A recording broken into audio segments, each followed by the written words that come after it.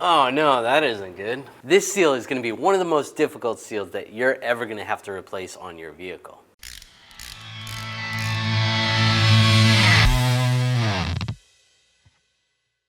When you have an oil leak in your car, most of the time it comes down to seals and gaskets being faulty.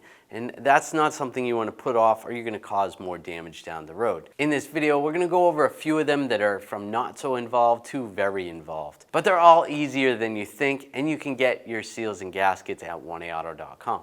Let's talk about valve cover gaskets. It's a very common problem in most vehicles, and it's fairly easy to get to.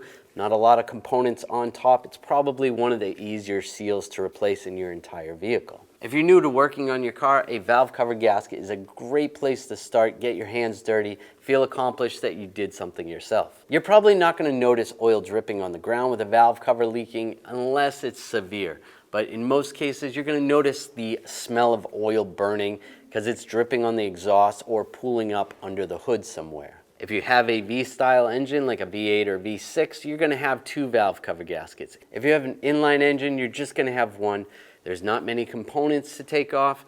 You're probably going to have to take off some coil packs and some other components to get out of the way, but it's fairly easy. One of the crucial parts to making sure the gasket does not leak when you put it back together is making sure everything is clean. Make sure you take a rag, use some brake parts cleaner, and clean up all the surfaces where the gasket is going to meet. One more thing you want to keep in mind is when you're placing the valve cover on, you want to make sure the seal does not roll out or you're not pinching any wires. Anything that's going to disrupt the seal is going to cause a leak. That's a great one to start with. Now let's get into one that's a little more involved. Now we're going to go over a moderate seal. It's going to require a little more skill and some specialty tools, but it's really not that difficult. It's located at the bottom part of the engine, the front crankshaft seal. To replace the crankshaft seal, you're going to need to remove some components. You want to remove the belts, then the crankshaft bolt, and then the crankshaft pulley. You may need a pulley remover to remove the pulley. That's it. And pull the crank balancer off, and you can see where the oil leak, it's coming right down. Once you get the crank pulley off, it's pretty easy to access the crank seal, and you're going to use a prying tool, either a seal remover or even some type of prying tool such as a screwdriver or a pick. Pry the seal out. Just clean this out, wipe it off with a rag. Take the seal, make sure you go the correct direction. Line this up, and then you want to find a cup that fits, or a seal installer that'll fit. It's just going to push on the outside of the seal.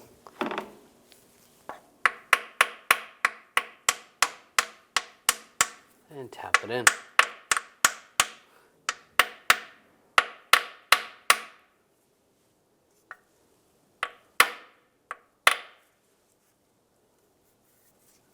Good all the way around.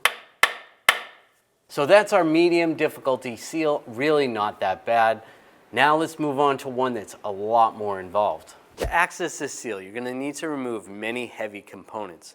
Take out the exhaust, we'll take out the drive shafts, remove the transfer case, remove the transmission, and then also remove the flywheel. And there's where your rear main seal is. You want to look right around the seal and see that the seal is wet. Normally you'll see some splatter coming out from the seal. Now there could be an actual oil pan leaking instead of the rear main seal. It is kind of hard to diagnose these sometimes. If you see a lot of oil dripping down the back side of the oil pan, that could be leaking from this area.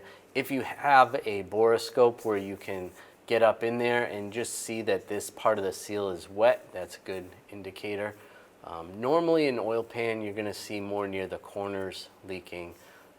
It's not quite as evident in the middle, but it does happen. Now removing this seal, you want to be careful. You don't want to damage any of the engine components, whether it's this cover or even the crankshaft.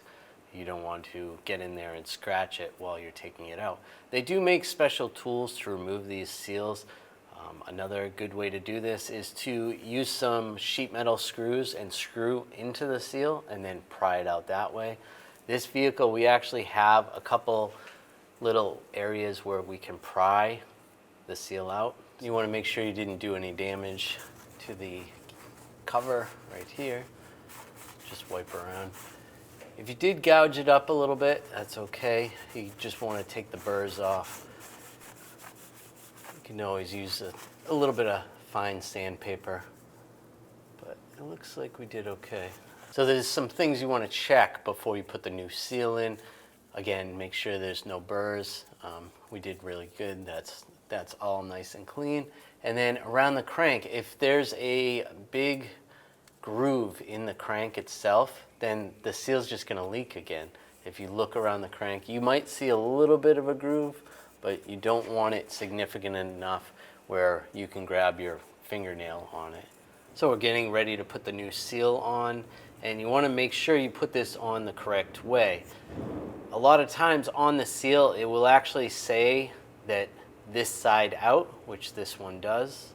Sometimes this seal may also say air side, and that would be referring to the side where it's not, there's no liquid, you know, the inside where the oil is being contained, and then the air side would be the outside. So this side out, you want to look for that. If you can't find that on a seal, just try to, the best you can, compare them to the old seal. It's pretty obvious which way this seal goes. You can see that that is on the inside. And then this seal already has a little bit of lubricant on the seal. It's a good idea to put a little bit of silicone just to make sure that it goes on there without ripping or anything like that. So you could even put a little silicone around the crankshaft just so that it goes on nice and smooth. So when installing this, they do have special installation tools that you can use if you have one, but they're not always accessible. Do the best you can to find something that's going to fit just on the outside. You can find a plastic cap that will go. We'll line this up. This part we can just push on with our hands to that part. Put this cap on.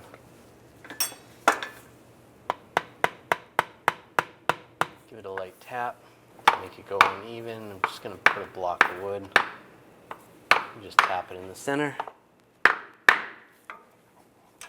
And for this vehicle, the seal has to be flush all the way around, which it is. You don't want to push it in too far. So you want to keep note before you take the old one out where that's going to sit. And if the cover is messed up, whether you are prying too much where the seal is, or even the cover itself is leaking, sometimes they are porous, you can get a cover and you can get the seal already installed in the cover. It does take a little more skill to replace the seal than just the cover. It's just bolts for the cover. You just need to make sure it's centered and lined up properly. And you can get these covers at 1aauto.com. For the most part, there's not much you can do to prevent leaks. Over time, seals will dry up, break down, and cause oil leaks. But there is a few ways to slow the process.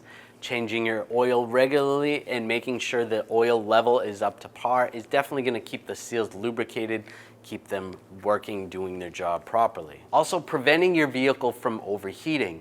If your coolant system is not working properly or you're not keeping up with the coolant flushes over time, the engine can overheat, and that puts a lot of strain on those seals. As you saw, the seals really weren't that difficult to replace, and you can do them yourself and get your parts at 1aauto.com. And if you liked the video and it helped you out, make sure you subscribe to our channel, ring the bell, turn on all notifications so you don't miss any of our videos.